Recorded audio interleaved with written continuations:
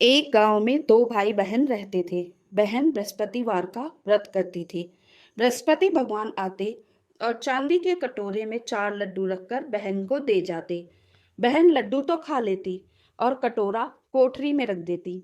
एक दिन उसकी भाभी किसी काम से कोठरी में गई और इतने सारे चांदी के कटोरे देखकर आश्चर्यचकित रह गई।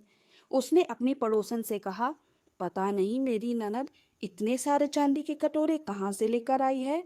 पड़ोसन ने कहा, अपने पति को सारी बात बता दो। भाभी बोली, मेरा पति मेरी बात नहीं मानेगा। तब पड़ोसन के कहने पर भाभी ने चावल का चमचा दाल में और दाल का चमचा चावल में दे दिया।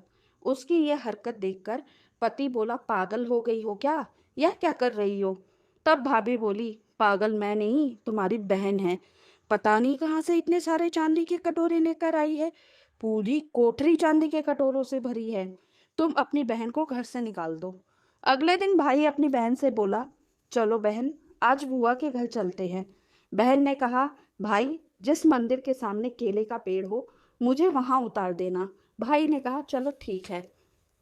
वे दोनों अपने सफर पर चल दिए। रास्ते में एक मंदिर मिला जिसके आगे केले का पेड़ था। भाई अपनी बहन को वहीं छोड़कर पेड़ के पीछे जाकर छिप गया।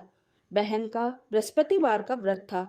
बहन ने केले के पेड़ की पूजा करी और कहानी कही। बृहस्पति भगवान आए और चांदी के कटोरे में चार लड्डू रखकर दे दिया और जाने लगे तो भाई आया भागकर और बृहस्पति भगवान से क्षमा प्रार्थना करने लगा।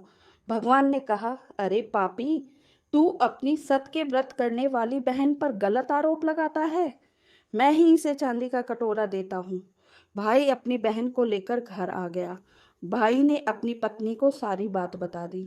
भाभी ने कहा, मैं भी देखूंगी इसके बृहस्पति भगवान को। फिर वह सारे गांव में बोल आई कि सभी बृहस्पतिवार को हमारे घर आना। मेरी ननद बृहस्पतिवार के व्रत करती है।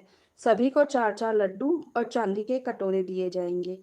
भाभी के बुलाने पर सभी गांव वाले अपने घर से उनके घर आ गए। अब बहन ने बृहस्पति भगवान से 3 बार प्रार्थना की, हे भगवान, मेरी लाज रखना। उसकी पुकार सुनकर बृहस्पति भगवान वहां आ गए और उन्होंने सभी को चांदी के कटोरे और चार चार लड्डू दिए। हे बृहस्पति भगवान, जैसा आपने बहन की लाज रखी वैसे ही सबकी रखना। सब पर अपनी कृपा रखना। कहानी अधूरी हो तो पूरी करना, पूरी हो तो मान करना। बोलो बृहस्पति भगवान की जय। अगर आपको मेरी ये कहानी पसंद आई हो तो चैनल को लाइक, शेयर एंड सब्सक्राइब ज़रूर करें।